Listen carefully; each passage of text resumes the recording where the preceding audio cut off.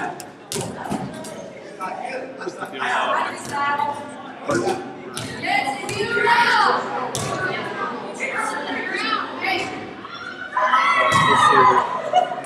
I appreciate you doing this. If I'm not in there, somebody moves around or something, you can. You got it?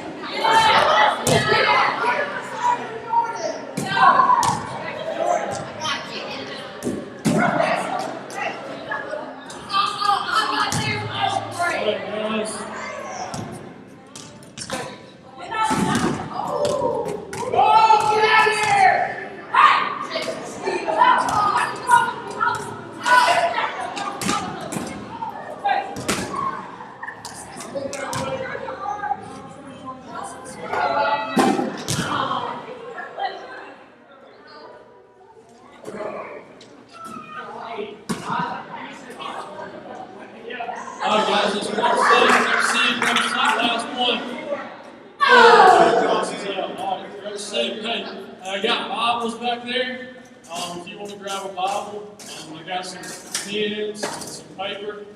If you want to grab some pens, if you want to grab some pens, some paper.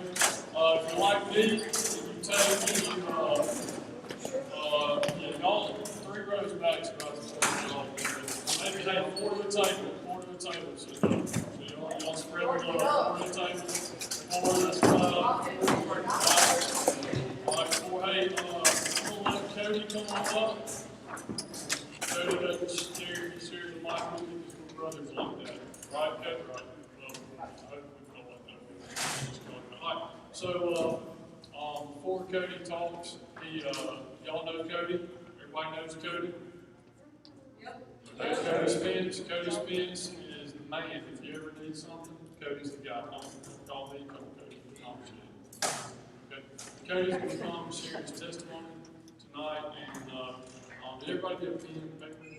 Got a Bible. One in a Bible. Okay. Hey, don't forget to bring your Bible, guys. I know that's silly, but I'm actually teaching from an iPad, but I have my personal Bible. I take notes in it so I won't forget stuff. I write in, underline in, mark in it, and you can't ever do that. So bring your own Bible. It'll go a long way. Okay, so let me pray for us and we'll turn it over to Kevin. Let's pray together.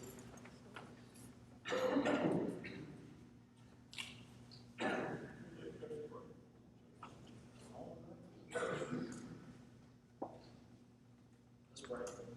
Heavenly Father, thank you for giving us this opportunity to gather together and spend time with one another.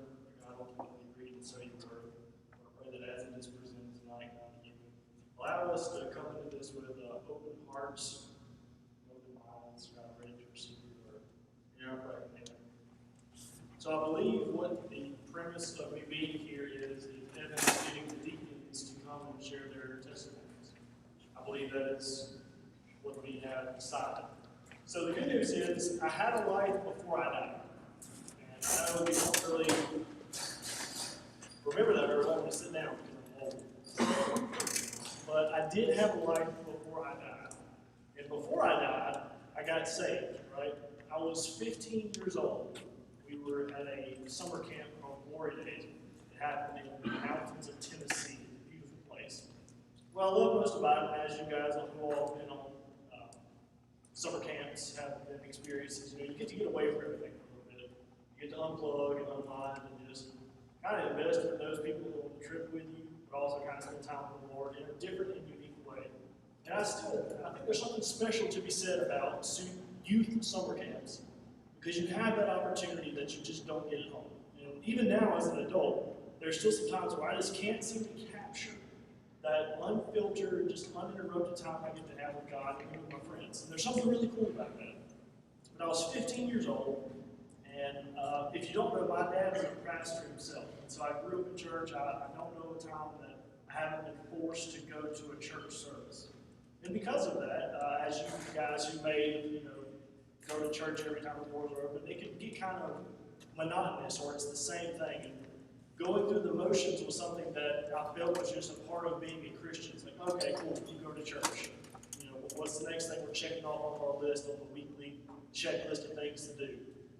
But I had a hard time comprehending the concept of what it truly meant to be saved, because I felt like every time I sinned, it was like, oh, there's my indicator. You're not really saved, because if you were saved, you wouldn't be tempted to do X, Y, and Z. And it was at that time when the pastor, Luke Johnson was his name, he preached a sermon talking about turning over a new leaf with God.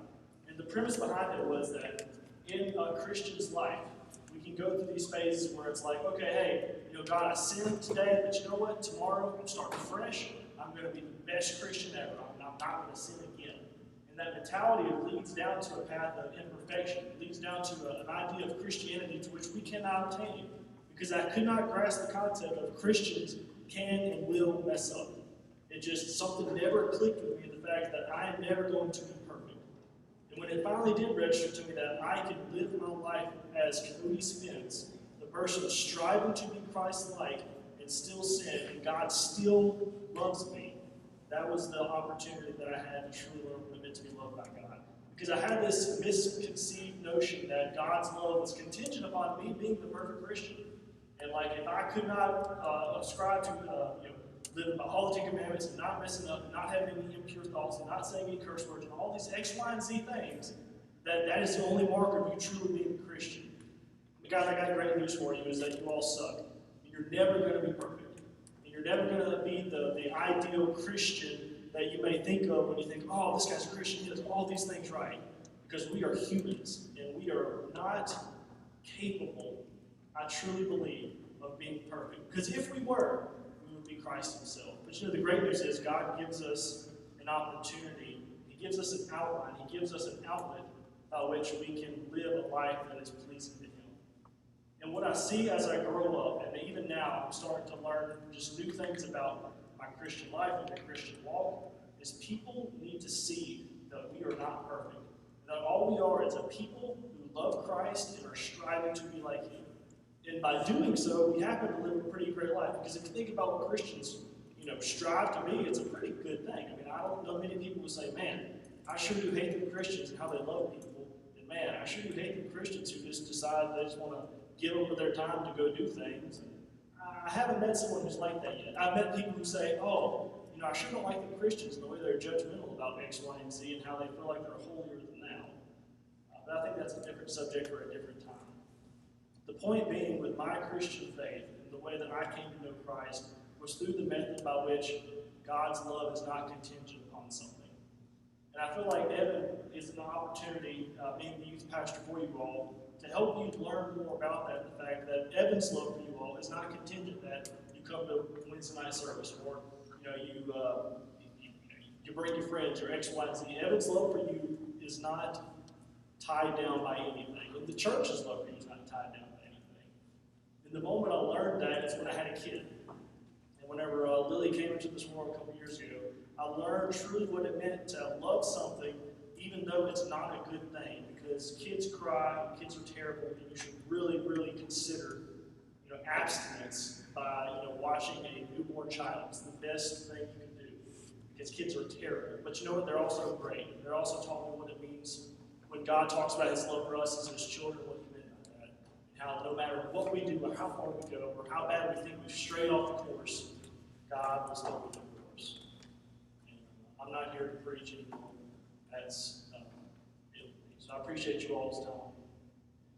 Even though I'm not a part of the youth group, I hope you still consider me someone you can come to, because like it or not, we have a connection that I don't think many people get to have, because you all saw me literally at my lowest point. I'm pretty sure some of you carried me lifeless, so that's something that you can put in your book. I'm pretty sure Duran over there dealt with my lifeless corpse in some capacity. One day I want to know the story of what it was like to be on your guys' part, because it's one of those things where I asked Evan about a couple months ago, like, hey, did I have my clothes on when I came out of the water? Because it's one of those things you just really get concerned about after a while. But I appreciate you all. Evan, I'll let you take over. Oh, y'all give it up for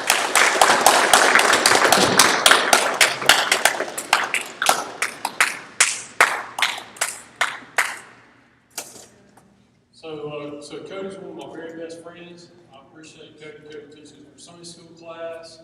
I had any issues personally, I would go to Cody, I would talk to Cody, and I always enjoyed Cody. If you weren't there at Lake Tucana that day, you haven't heard that story, I will challenge you to ask somebody about that. I'm not going to tell it, but I've just asked somebody about it, okay? And ask what it is he's talking about. Cody is a walking miracle, I can promise you that. I'm not doing that for any sort of effect or anything like that. But if you were there that day, and you know anything about medical stuff, you would agree with that. But I'm going to pray for us, and then we're going to look at some scripture, and just hop right in. So let's pray together. God, thank you so much for your word and just hearing about Cody's life, and we just thank you so much for him and what he does here at our church. And I pray that you would just be with us now as we look at your word. And I pray that you help us to just apply it to our lives. In Jesus' name I pray. Amen. All right, so if you got your Bibles, we're going to be in Matthew 7. Matthew 7. If you don't have a Bible, you can use it on your phone, or you can grab one of those back there. We've got some paper and pens back there, just in case you want to take some notes. Like I said, me personally, when Brother Dan is preaching, I have to write down. I take notes on my phone and write down. I try to write down as much as I can because I can't remember it unless I write it down. Okay, so you might be like me. You might remember everything that somebody says, or you might just be like, what he says really doesn't matter. But anyway, we're gonna be in Matthew 7, 15 through 20. And I'm not gonna be super long tonight. What I say, I hope you all listen and get something out of it. But this is Jesus and his Sermon on the Mount. Okay, so picture this: Jesus is on kind of a mountainside, kind of a hillside, and it says the multitude is surrounded. Okay, and a large crowd gathered. So there's a ton of people. We don't know exactly how many people, but Jesus is teaching them. And if you're interested, go back and read Matthew 5 through 7. And he covers like a ton of stuff. Okay, I mean just a ton of stuff. And right here is key because I think this applies to our lives today. So in verse 15 he says, "Beware of the false prophets who come to you in sheep's clothing, but inwardly are ravenous wolves." Okay? Beware of the false prophets who come to you in sheep's clothing, but inwardly are ravenous wolves.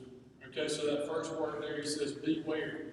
If you pull up in somebody's driveway and they have a beware of dog sign, what are you going to do? You're going to beware, right?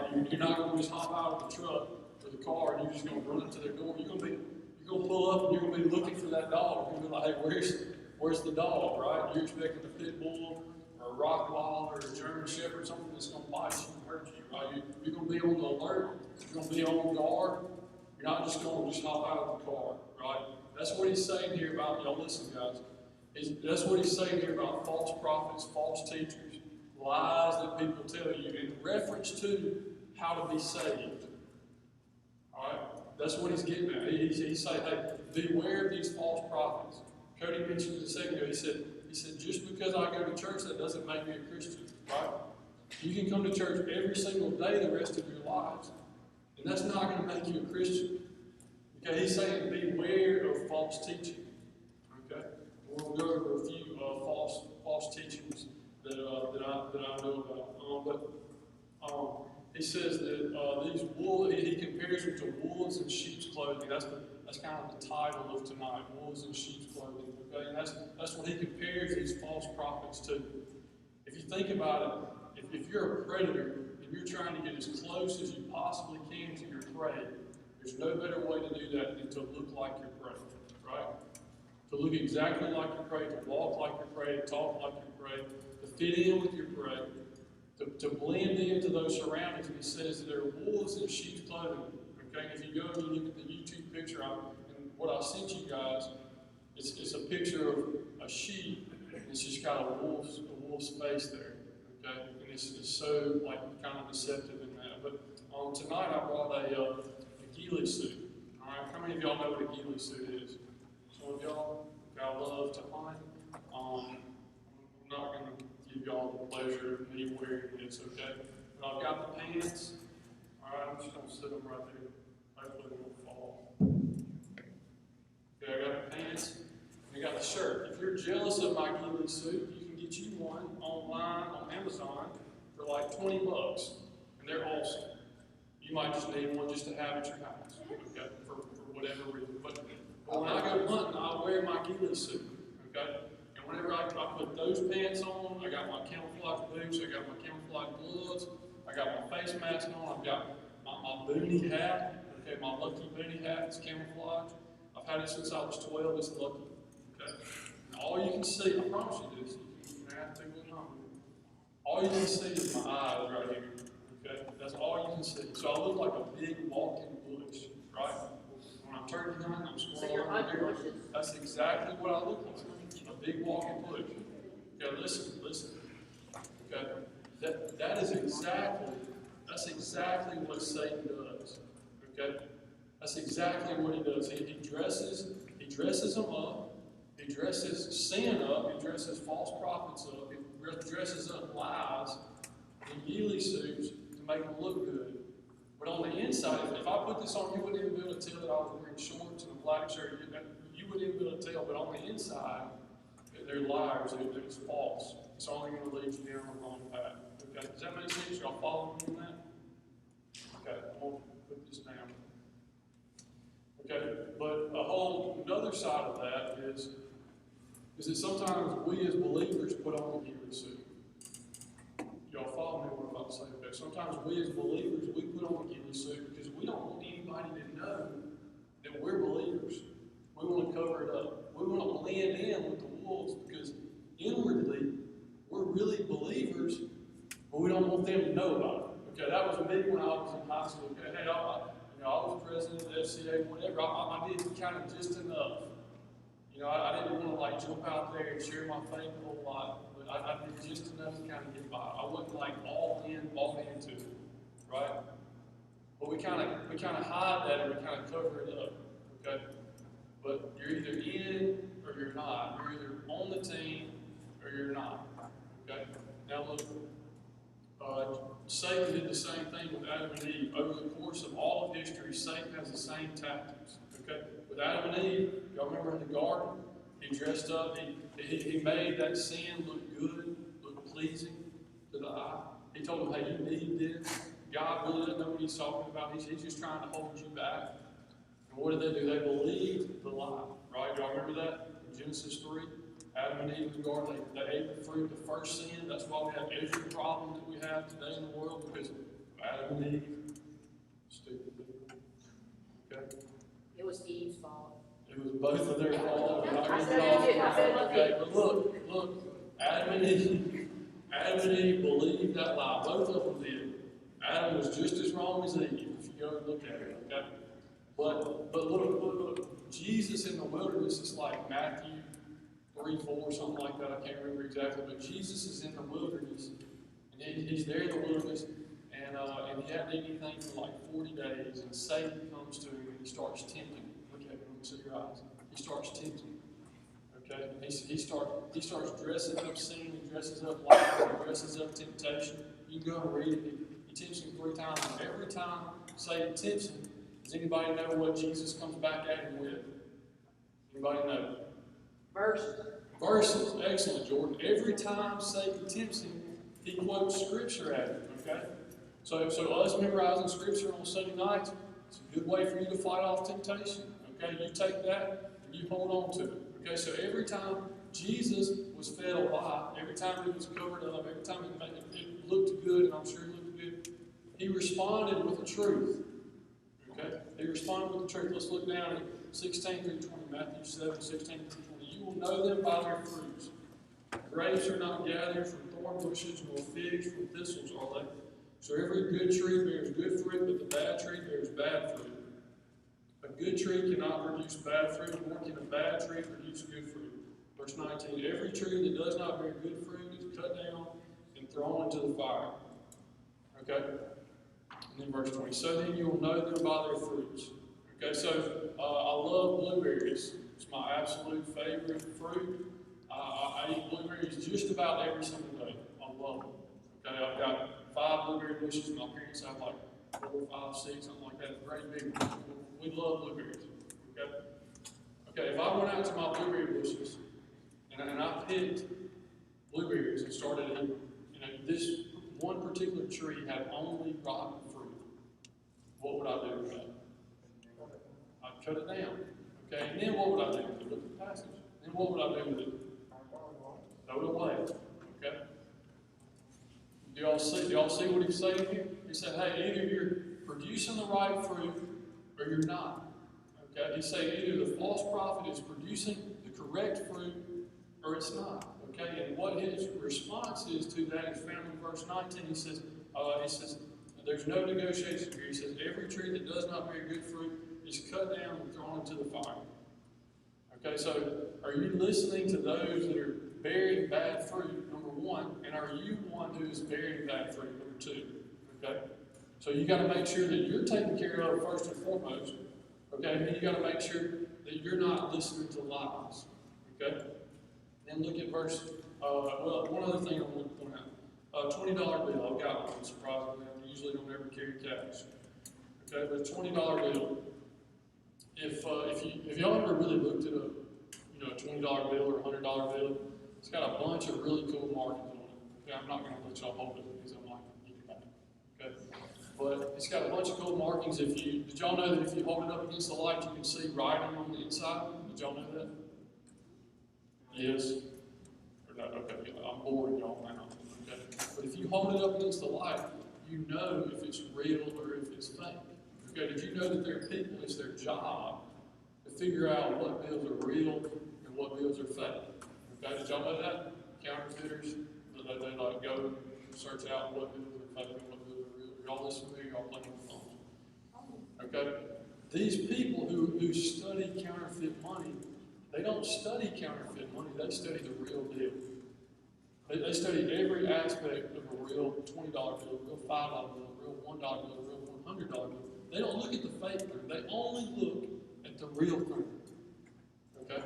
So that whenever the fake thing is put in front of them, they know exactly what's real and exactly what's fake because they only study the real thing. Does that make sense? They haven't gone and they haven't looked at the other one. They've looked at the real thing over and over and over and over. They know every aspect of it well. Now, I mentioned one word in there over and over again. They know it well. Okay, look at verse 21 through 23. Not everyone who says to me, Lord, Lord, will enter the kingdom of heaven, but he who does the will of my Father who is in heaven will enter. Verse 22, many will say to me on that day, Lord, Lord, did we not prophesy in your name, and in your name cast out demons, and in your name perform many miracles? This is the verse I want y'all to pay attention to. And then I will declare to them, I never knew you. Depart from me, you who practice lawlessness. Okay, so this is a personal relationship. Knowing someone. Somebody raise your hand. How many Instagram followers is kind of right? 800,000? 10,000. 10,000, right? Okay. For my man over here, you got 10,000 followers. All right?